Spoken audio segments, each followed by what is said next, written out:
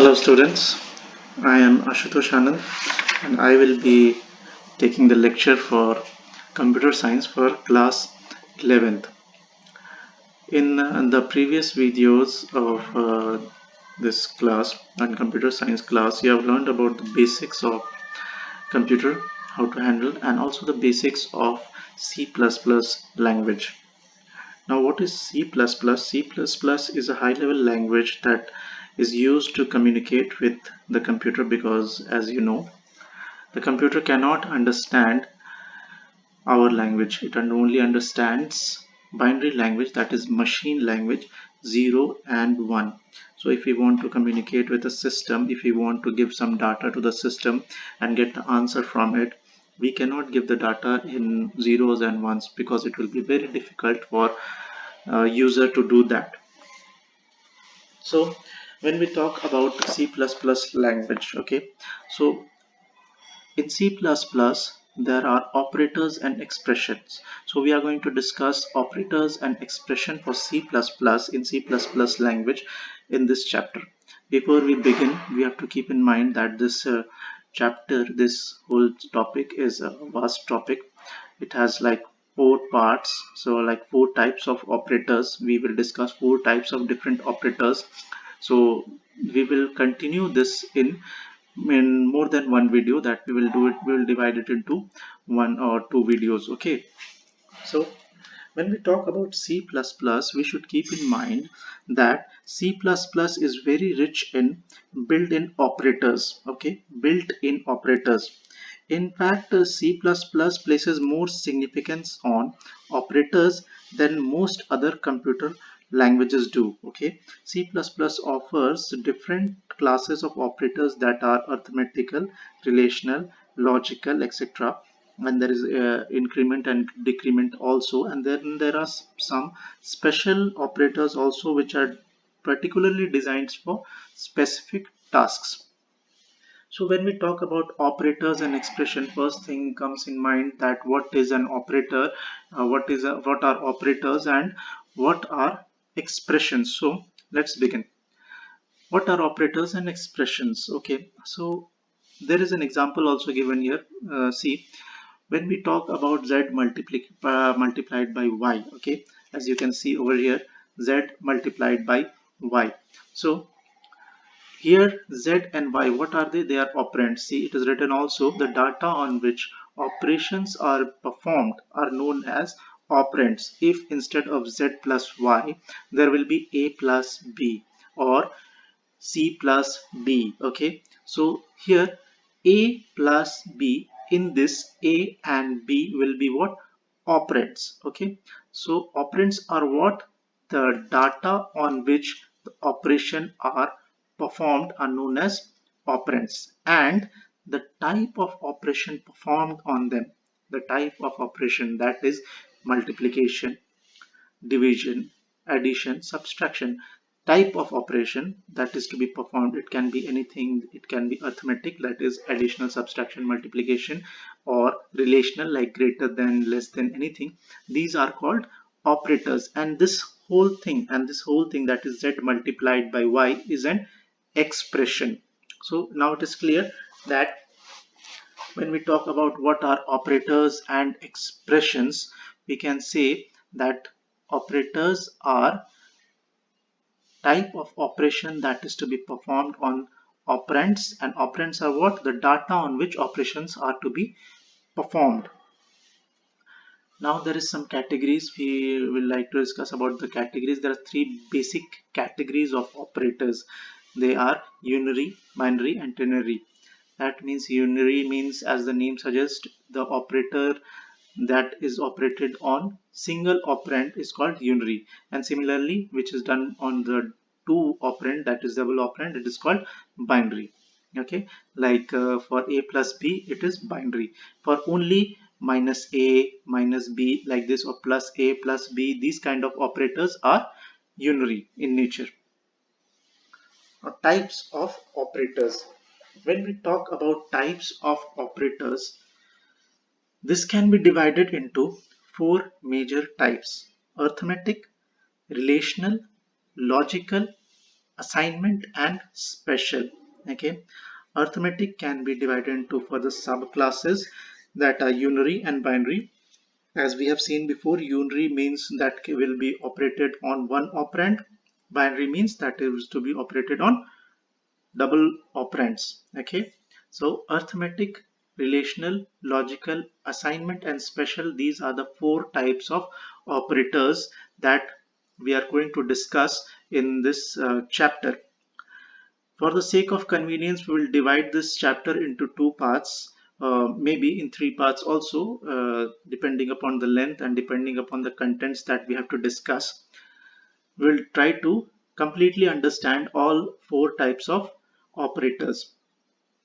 Now, for the revision purpose, let's discuss once more. Operators are what? Operators are the types of operation that is to be conducted on operands, and operands are what? The data on which the operation is to be conducted. Types of operands are arithmetic, relation, logical, assignment and special. So let's discuss first about arithmetic. Now, when we talk about arithmetic operations, arithmetic operators, the very first thing that comes in our mind is this. This is like mathematical operators that are additional, subtractions, multiplication and division. So arithmetic operators are nothing but addition, subtraction, multiplication and division. As it is written here, these are operators are used to perform simple arithmetic calculations like addition, subtraction, multiplication and division. There is an example also given here. See, the example of the program is written as, here we have taken two variables that are a and b. As you can see in the program that is given as an example, we have taken two variables a and b, and the value of a is given as 40 and the value of b is given as 20. So after we begin the program, you can see there is sum of a and b. Okay, that means a plus b. So a is the and b are what? They are operands. Plus is the operator. Again, difference of a and b, a minus b, product of a and b, a into b, and division, a divided by b. So what will be the answer for this? Sum will be 60, difference will be 20, product will be 800 and quotient will be 2. See, can you see? This is the example of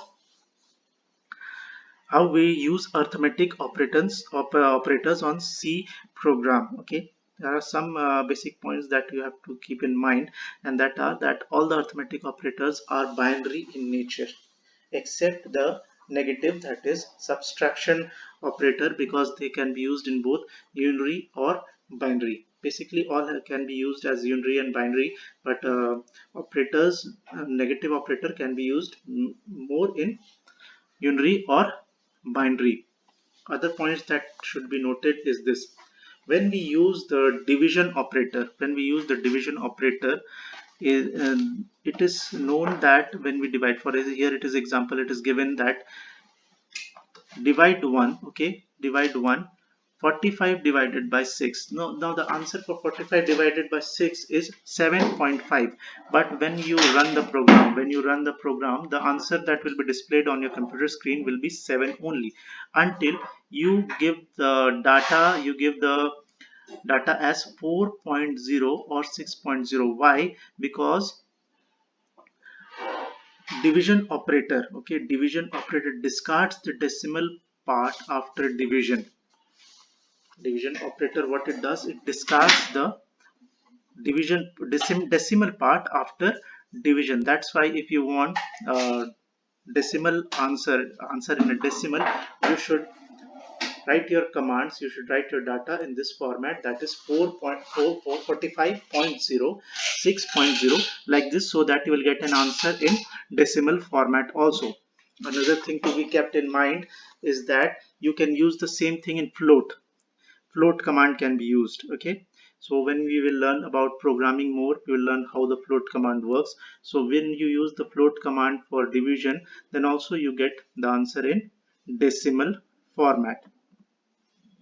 Now this is Another thing that you have to understand is modulus operator or modulo operator. Okay, it is pronounced as modulo, M-O-D-U-L-O, modulo operator. Okay, what is modulo operator? It is nothing but the percentage operator, that is the percentage sign operator. This finds the modulus of its first operand relative to the second. Okay, this is what it does. It finds the modulus of its first operand relative to the second. That means it produces the remainder of dividing the first by second operand. Sorry. For example, A is given here when you divide 25 by 2. Okay, so as you can see in the example, it is shown that 12 is the quotient. Okay, the remainder is 1. Okay, remainder is 1. So here you can see the example program, that is data is given. A is equal to 25, B is equal to given is equal to 12. So in quotient of A and B you can get the answer 12, and the remainder of the division is 1. Over here B should be 2. I think this is a mistake over here, but here should be B should be 2. So once again, modulo operator is what it produces the remainder of dividing the first by the second operand. Okay, it produces the remainder, that is when you divide the first operand by the second operand, it gives the remainder. This is what is modulo operator. Now so arithmetic operators are what operators? They are addition, subtraction, multiplication and division, and this modulo operator which gives the remainder. Now these are few things that you have to understand about arithmetical operators and character data. Now what is character data? When we will discuss further, we'll know ASCII code. Okay, ASCII code. In ASCII codes, every character has a value. Okay, so like for example, a character A has a value 65. So if we write over here, see in statement character ch is equal to A, the ASCII equivalent of A, that is 65, is stored in ch. Okay, character. So if we say ch plus 1, then what happens? 1 plus 65, 1 plus 65, that becomes 66.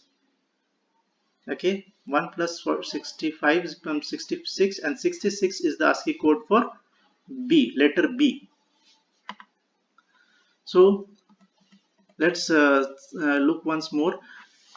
There are four types of operators: arithmetic, relation, logical, assignment and special. Arithmetical operators are plus, minus, division and multiplication. Some points are to be taken into consideration regarding how to work with arithmetical operations. Second, we'll discuss about relation operators. Now when we talk about relation operators, that means there is a relation between two operands. Here the expression is A greater than B. A and B are the operands, and the operator is this sign, greater than sign. Then another is less than sign, greater than, equal to, less than, equal to and not equal to. So here the data is given as relation operator are used to form conditions in an expression. They are mainly used to compare variables with other variables or constant, and they are binary in nature because they cannot be used for unary operands. Now see over here a variable is given. Okay, the variable is given as A is equal to 9 and B is equal to 8, and the expressions are given as A greater than B, A greater than equal to B, A equal to B, like this. Okay, so only here you can see false or 0. The result of relationship is expressed in either true means once, and 0 means false. Over here you can see only one expression, that is A is equal to b is false. Why? Because 9 cannot be equal to 8. Okay, here a greater than or equal to b is true. Why? Because 9 can be greater than, okay, it can be greater than, or it is greater than 8. So